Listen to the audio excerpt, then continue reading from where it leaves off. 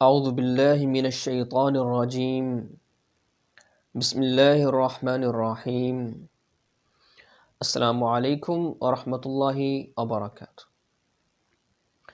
ناظرین عزیز طلبہ طالبات، امید کرتا ہوں آپ سب بخیر و عافیت ہوں گے۔ اسلامک ایجوکیشن کلاس میں آپ کو خوش آمدید کہتے ہیں۔ اس سے پہلے والی کلاس میں ہم نے شرک کے بارے میں بات کی تھی کہ شرک کسے کہتے ہیں، شرک کے لغوی اور اصطلاحی معنی کیا ہیں، اور شرک کس طرح پھیلا، شرک کے پھیلنے کے کیا اسباب تھے۔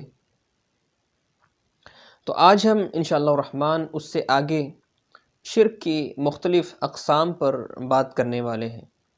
آج ہم جانیں گے کہ شرک کی کتنی اقسام ہیں اور کون کون سی ہیں۔ تو آئیے اپنی کلاس کی ابتدا کرتے ہیں، اپنی بات کا آغاز کرتے ہیں۔ جیسا کہ آپ جانتے ہیں کہ اس سے پہلے والی کلاس میں ہم نے شرک کے لغوی اور اصطلاحی معنی جانے تھے۔ شرک کے لغوی معنی ہے حصے داری، اور شرک کے اصطلاحی معنی یہ ہے کہ اللہ تبارک و تعالیٰ کی ذات میں، صفات میں اور صفات کے تقاضوں میں کسی اور کو حصے دار بنانا، کسی اور کو اللہ تبارک و تعالیٰ کی ذات میں، صفات میں، عبادت میں شریک ٹھہرانا، یہ شرک ہے۔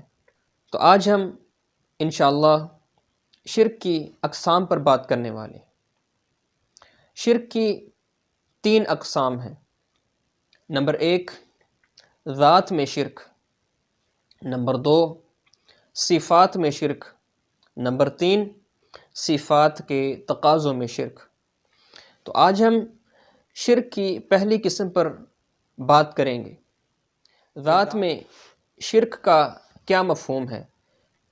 ذات میں شرک کا مفہوم یہ ہے کہ اللہ تبارک و تعالیٰ کی حقیقت میں کسی اور کو شریک بنایا جائے۔ اس کی 2 صورتیں ہیں۔ پہلی صورت تو یہ ہے کسی میں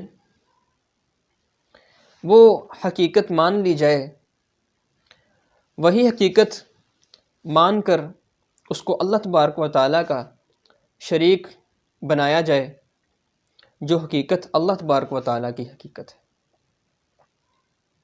وہی حقیقت کسی میں مان لی جائے اور اسے اللہ کا ہمسر یا اللہ کے برابر یا نعوذ باللہ اللہ کا شریک بنایا جائے۔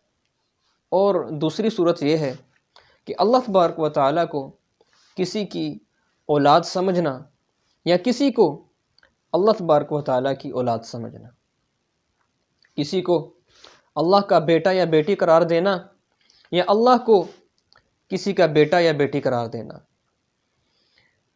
یہ شرک ہے۔ یہ اللہ تبارک و تعالیٰ کی ذات میں شرک ہے، کیونکہ والد اور اولاد کی حقیقت ایک ہی ہوتی ہے، والدین اور اولاد کی حقیقت ایک ہی ہوتی ہے۔ جبکہ اللہ تبارک و تعالیٰ والدین سے بھی پاک ہے، کسی نے اللہ کو نہیں جانا، کسی نے اللہ کو پیدا نہیں کیا، اور نہ ہی اللہ تبارک و تعالیٰ نے کسی کو پیدا کیا، کسی کو جانا۔ اللہ ماں باپ سے بھی پاک ہے، اللہ اولاد سے بھی پاک ہے۔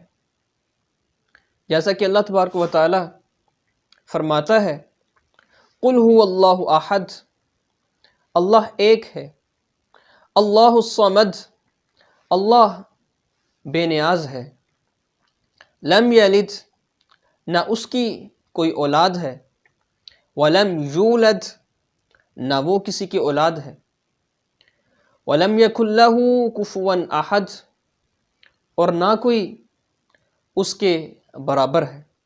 معلوم ہوتا ہے کہ اللہ تبارک و تعالیٰ کی حقیقت میں کوئی اور شریک نہیں ہے، اور اللہ تبارک و تعالیٰ ماں باپ سے بھی پاک ہے، اولاد سے بھی پاک ہے۔ نہ اللہ کو کسی نے جانا ہے، نہ اللہ نے کسی کو جانا ہے۔ کوئی اللہ کی بیٹی یا بیٹا نہیں، نہ اللہ کسی کا بیٹا یا بیٹی۔ اللہ پاک ہے، اللہ وحدہ لا شریک ہے، اللہ واحد ہے۔ جس طرح ایک سے زائد خدا ماننا، ایک سے زائد رب ماننا شرک ہے، اسی طرح ہی اللہ تبارک و تعالیٰ کو کسی کی اولاد سمجھنا یا کسی کو اللہ تبارک و تعالیٰ کی اولاد سمجھنا، یہ بھی بہت بڑا شرک ہے، جس کی نفی اللہ تبارک و تعالیٰ سورہ اخلاص میں فرماتا ہے، لم یلد ولم یولد ولم یقل لہ کفوا احد۔ نہ اس کی کوئی اولاد ہے، نہ وہ کسی کی اولاد ہے، ولم یقل لہ کفوا احد، اور نہ کوئی اس کے برابر ہے۔ اللہ اپنی ذات میں، صفات میں، اپنے اختیارات میں، اپنی عبادت میں وحدہ لا شریک ہے، اس کا کوئی شریک نہیں۔ تو ناظرین عزیز طلبہ و طالبات، آج کے لیے اتنا ہی۔ تو انشاءاللہ ملاقات ہوگی اس سے نیکسٹ ٹاپک کے ساتھ۔ اس سے نیکسٹ کلاس میں ہم شرک کی دوسری قسم پر بات کریں گے۔ تو ابھی تک کے لیے اجازت چاہتا ہوں، اپنا خیال رکھیے گا۔ السلام علیکم ورحمۃ اللہ وبرکاتہ۔